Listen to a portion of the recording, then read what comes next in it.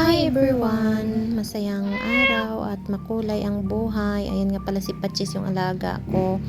Alaga kong pusa. Ayan, napakalambing niyan. Ayan, kakatapos ko nga lang pala maligo at pinatuyo ko na yung buhok ko dyan. Pagkatapos is lagyan ko na siya ng bitres. Sa mga buhok dyan, nasabog. Ayan lang yung katapat niya, mga mi. At para hindi na din taon magsitaasan yung mga baby hair natin kasi minsan tumatayo sila, tumatayo sila sa tuktok ng bundok ay sa tuktok ng ating buhok, ay ating ulo pala ayan.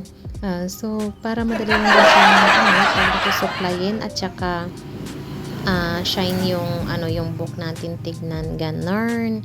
So ayan, habang naghihintay nga pala ako mga mi ng shopping darating. Sana naman darating siya ngayong araw na to. Baka mamaya ay maghintay ako maghapon hindi pa dumating. Baka darating siya sunod taon, wag naman sana. Ayan. Sa mga tawag nito, adik sa mga sa mga Shopee dyan, isa na kami ng afam ko. Ayan, yung ko, darling kong tawag nito, Encanto, charot. Kaya natawag kong Encanto kasi taga ibang planet siya, charing ring. Ayan, so na pala ako dyan, lagay ng dagdag ng abubot sa ko sa tinga, charot. Yan, aritis.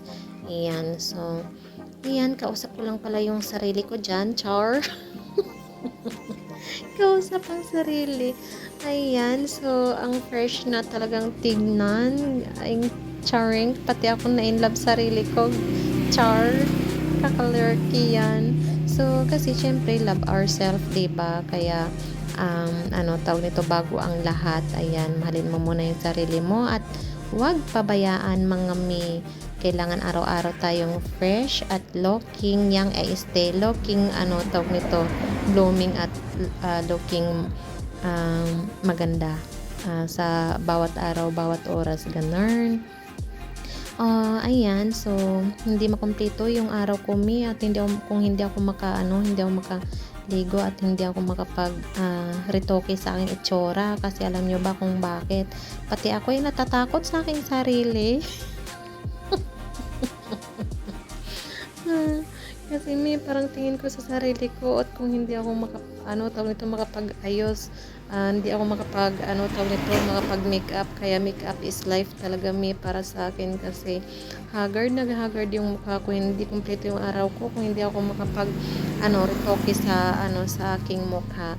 Ayan na pala yung hinihintay ko, sa wakas dumating na. Hindi inabot ng tawag nito, ng isang taon ay hindi ako inabot ng ng maghapon. Ayan.